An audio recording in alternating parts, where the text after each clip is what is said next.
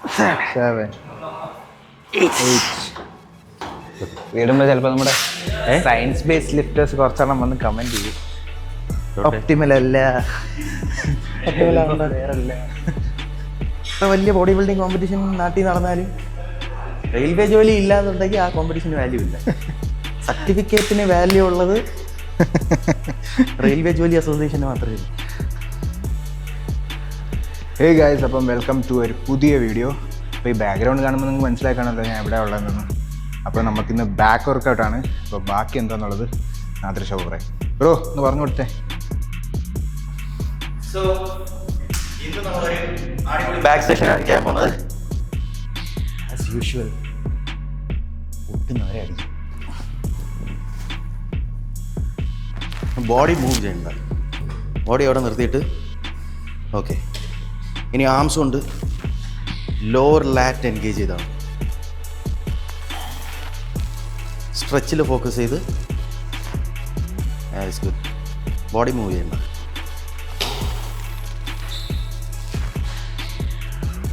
നമ്മൾ സാധാരണ ഇത് 4 സെറ്റാണ് ചെയ്യുന്നത്. പക്ഷേ ഇന്ന് ഒരു വേരിയേഷൻ ഉണ്ടായ അഡീഷൻ ആഡ് ചെയ്തിട്ടുണ്ട്. അതുകൊണ്ട് ഇത് 3 സെറ്റിൽ ഒതുക്കാം. അവിടെ ചെല്ലുമ്പോഴത്തേക്കിന് പടമാവും. ഞാൻ കുറച്ച് ഇൻറ്റൻസിറ്റി കുറവായിരിക്കും. ലോവർ ബാക്ക് ഓൾറെഡി ഇഞ്ചേർഡ് ആയതുകൊണ്ട്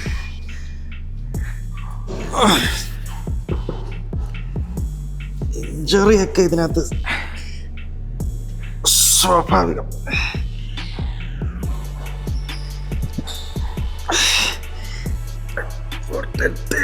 yes.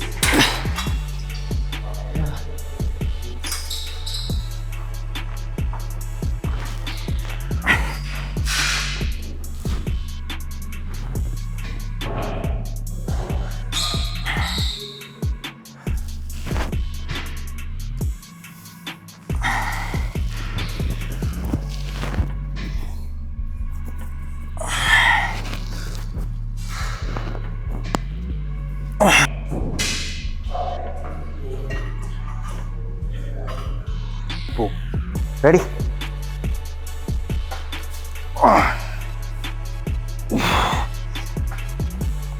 2, 3, 4, 5, 6, 7. Excuse it and hold. 8.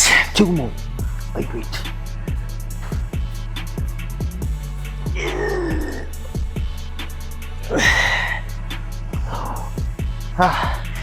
Easy boy. One more. Come on.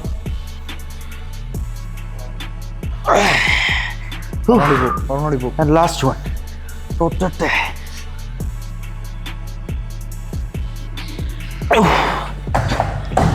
Last one ഷോർട്ടിലോട്ട് പോയി.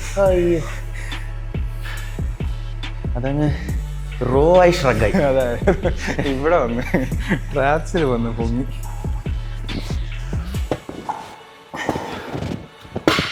രണ്ടായില്ലേ?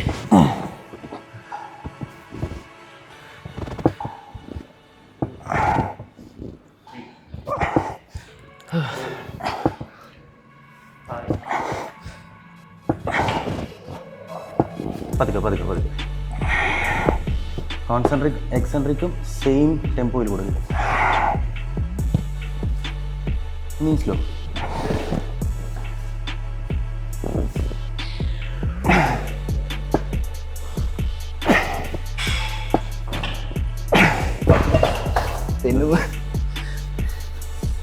ഫുള്ള് കോൺസ്റ്റന്റ് ടെൻഷൻ ആയിപ്പോയി. അതാ ഇങ്ങനെ ക്ലോസ് സ്റ്റാൻഡ് വെച്ചിട്ടില്ലേ, ഒന്നെങ്കിൽ നമ്മൾ ഇങ്ങനെ പിടിക്കും, പ്രോണേറ്റഡ് ഗ്രിപ്പിൽ പിടിക്കും, അല്ലെങ്കിൽ സുപ്പിനേറ്റഡ് ഗ്രിപ്പിൽ പിടിക്കും.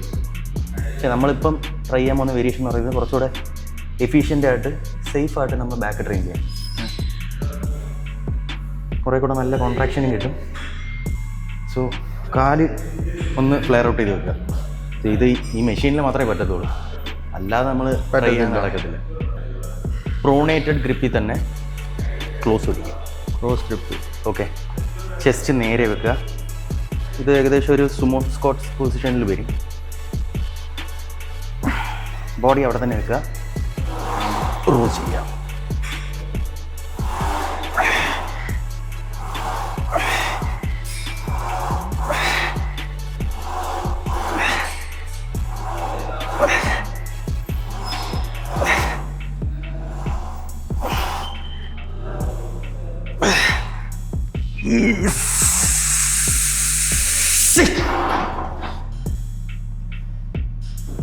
അത്രയേ ഉള്ളൂ.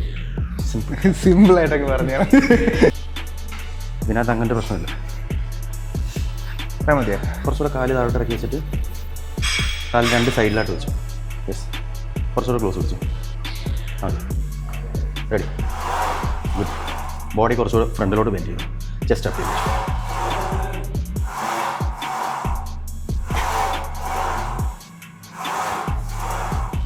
ഇവിടെ ഇത് പോകണം, ടിൽ ഫെയിലിയർ പോകണം, പൊട്ടുന്നവരെ പോകണം.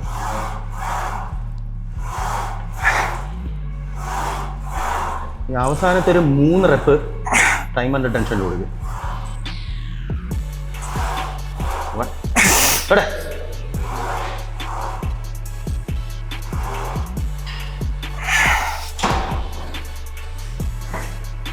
എങ്ങനെ ഫീൽ? കൊള്ളാം.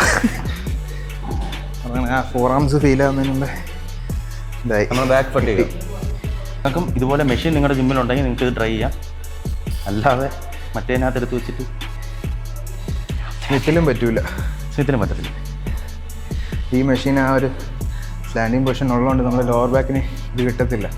ഇതിൻ്റെ ഇപ്പോൾ ഓൾറെഡി ലോവർ ബാക്ക് ഇഞ്ചോർഡാണ്, പക്ഷേ എനിക്കത് കുറച്ച് പോലും ഫീൽ ആയിട്ടില്ല താഴെ. അതുകൊണ്ട് ഞാൻ ധൈര്യമായിട്ടും കടിച്ചത്. ഇപ്പോൾ safe play, no risk, fully safe play. കൊള്ളാം, മെഷീൻ കൊള്ളാം. ഞാൻ ഈ മെഷീൻ ആദ്യമായിട്ടാണ് ചെയ്യുന്നത്. ഞാൻ ബാംഗ്ലൂർ പോലെ ഈ മെഷീൻ കണ്ടിട്ടില്ല. ബാംഗ്ലൂരിലെ മറ്റേ മെഷീനാണ് മൂവ് ചെയ്യുന്നത്, ഫ്രണ്ടിലോട്ടും ബാക്കിലോട്ടും. ഹോയിസ്റ്റ്. ഈ മെഷീൻ ഞാൻ കണ്ടിട്ടില്ല.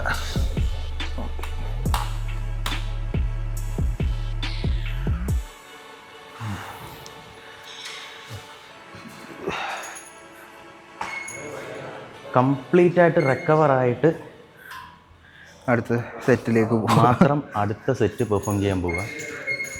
അല്ലാതെ 1 മിനിറ്റ് റെസ്റ്റ് ചെയ്ത് അടുത്ത സെറ്റിലേക്ക് കയറി കഴിഞ്ഞാൽ നിങ്ങൾ മുമ്പ് ചെയ്ത അത്രയും ഇൻറ്റൻസിറ്റിയിൽ നിങ്ങൾക്ക് അടുത്ത സെറ്റ് പെർഫോം ചെയ്യാൻ പറ്റത്തില്ല. സോ അവിടെ നിങ്ങൾ മസിൽസിന് ആവശ്യമുള്ള ടെൻഷനും കൊടുക്കാൻ പറ്റത്തില്ല. അങ്ങനെയാണെങ്കിൽ മസിൽ ബിൽഡിങ്ങിൻ്റെ പ്രോസസ്സ് കുറച്ചുകൂടെ സ്ലോ ആയിരിക്കും. ചെയ്യുമ്പം അത്രയും ഇൻറ്റൻസിറ്റി തന്നെ അടുത്ത സെറ്റിലേക്ക് കൊടുക്കാൻ ശ്രമിക്കുക. അപ്പം റെസ്റ്റ് ധാരാളം എടുക്കും. ഇതാണ്. പ്രത്യേകിച്ച് നിങ്ങളിങ്ങനെ ഫെയിലിയർ ഒക്കെ ചെയ്യുകയെന്നുണ്ടെങ്കിൽ ഫെയിലിയർ അല്ല, പൊട്ടുന്നവരടിക്കുകയാണെങ്കിൽ.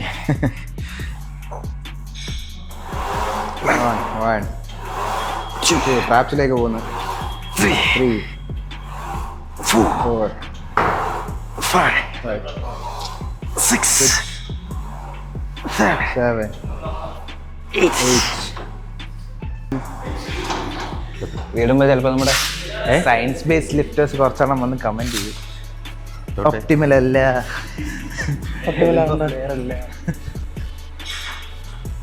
അവർക്ക് പറയാനുള്ള സ്വാതന്ത്ര്യമുണ്ട്, പറയട്ടെ. നമുക്ക് മസിൽ പൊട്ടിയ അല്ല, അങ്ങനെയല്ല. അവർ ഇപ്പം ഒരു ഡോക്ടറിൻ്റെ കാര്യമുണ്ട്. 5 വർഷം ഞാനൊരു ഡോക്ടർ കോഴ്സ് ചെയ്തു. എനിക്ക് സിലബസിലെ എല്ലാ കാര്യങ്ങളും അറിയാം. ഞാനത് വേറൊരു മനുഷ്യനിൽ അപ്ലൈ ചെയ്താൽ മാത്രമേ അതിൻ്റെ സക്സസ് റേറ്റ് എനിക്ക് പറയാൻ പറ്റൂ. റെഡിയാണ്? സത്യം. സയൻസ് ബേസ്ഡ് ലിഫ്റ്റേഴ്സ് പഠിക്കട്ടെ. അവർ പഠിച്ച കാര്യം അവർ വന്നിരുന്ന് പറയുന്നു, അതില്ലെന്ന് നമുക്ക് തള്ളിക്കളയാൻ പറ്റത്തില്ല. ബട്ട് അവർ ഫീൽഡിൽ ഇറങ്ങി കളിക്കുമ്പോഴാണ് ശരിക്കും അത് മനസ്സിലാകത്തുള്ളൂ. ഫാർ ഡിഫറെൻ്റ് ആണെന്ന് അവർക്ക് മനസ്സിലാകത്തുള്ളൂ. സോ അവരെ നമ്മളൊന്നും പറഞ്ഞിട്ട് കാര്യമില്ല. അവർക്ക് പറയാനുള്ളത് പറയാം. നമ്മളാണെങ്കിൽ പോലും സ്വാതന്ത്ര്യം എല്ലാവർക്കും. നമ്മളാണെങ്കിൽ പോലും ഒരു കാര്യം പഠിച്ചു വരുമ്പോൾ നമ്മൾ വിചാരിക്കും, ഓക്കെ, ഈ കാര്യമാണ് കറക്റ്റ്. പക്ഷേ നമ്മളെപ്പോലെ 100 പേര് 100 സ്ഥലത്ത് നിന്ന് 100 കാര്യങ്ങൾ പഠിക്കുന്നുണ്ട്. അപ്പോൾ എല്ലായിടത്തും പോയി നമുക്ക് തർക്കിക്കാൻ പറ്റത്തില്ല.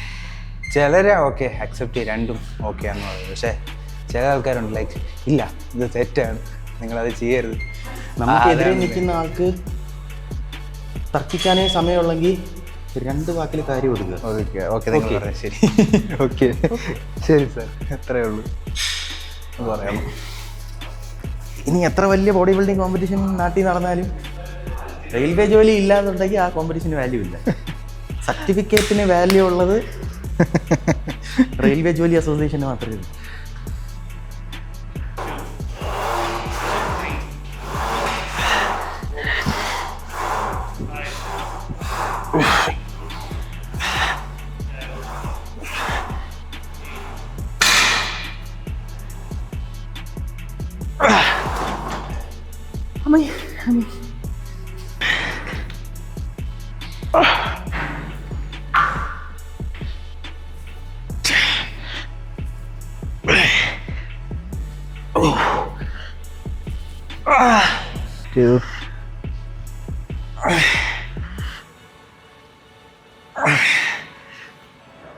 ബെൽറ്റാണോ ബാക്കാണോ കിട്ടും?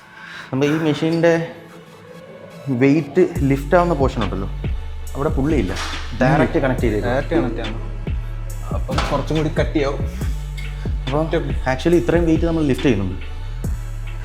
മറ്റേതാണെന്നുണ്ടെങ്കിൽ പുള്ളി സപ്പോർട്ട് വരുമ്പോൾ നമ്മളൊരു 50% എഫേർട്ട് ഇട്ടാൽ മതി, ബാക്കി അത് നോക്കിയോ. അതുകൊണ്ട് ഒരുപാട് വെയിറ്റ് പുഷ് ചെയ്യാൻ പറ്റും. അങ്ങനെ ചെയ്യുമ്പോഴാണ് ഈ കിടന്ന് ആടി വലിഞ്ഞ് ബാക്കിലോട്ടൊക്കെ ഒന്ന് ചെയ്യുന്നത്.